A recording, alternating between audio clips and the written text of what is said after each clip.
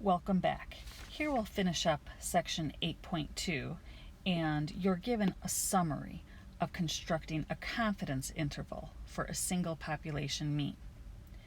Remember, if the population standard deviation is known, you use the normal distribution. We're using Z. If the population standard deviation is unknown, you're using the T distribution. Consider example 8. We're asked to construct a 90% confidence interval for each example. Read letter A to yourself while you pause the video and see if you can figure out which distribution you should be using. And did you answer the normal distribution? If you did, you are correct. And why do we use the normal distribution here? Because we have the population standard deviation given to us. Take a moment, pause the video again, and see if you could figure out the confidence interval.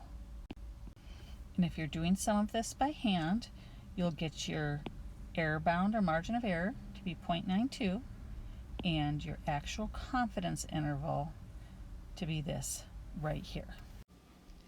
And if you need a refresher on how to do this, you would go ahead and find your Z, which means we're going to need the inverse norm on the calculator. If you forgot this, go ahead and read the calculator video that covers this. Our alpha will be 1 minus the confidence level, and then our alpha over 2 will be 0.05. So you're going to take the inverse norm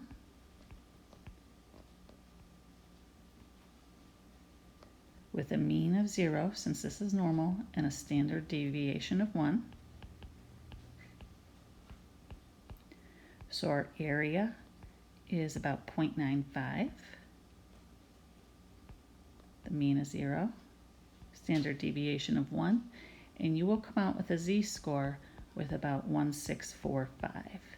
Then you apply that to your error-bound formula.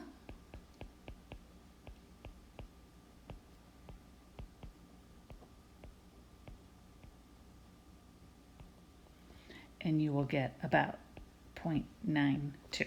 Then, to find your confidence interval, you simply subtract your 0.92 from your mean, and you add 0.92 to your mean, and you end up with the confidence level.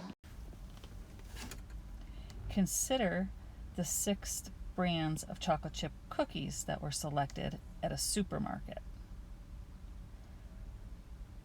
Would you use your normal distribution here, or would you use the T distribution? And in this case, you would use the T distribution because the population standard deviation is unknown.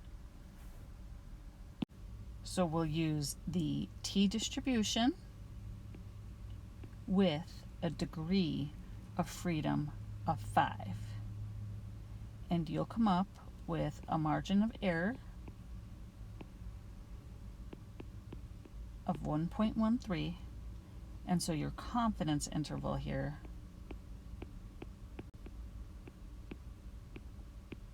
would be this. Make sure you take a moment to review the videos on finding your T values in your confidence intervals. And a visual representation of this problem, the shaded region is representing the values that we can be 90% confident that the true population mean for the grams of fat per serving of the cookies is between 7.64 and 9.63 ounces. And that wraps up section 8.2.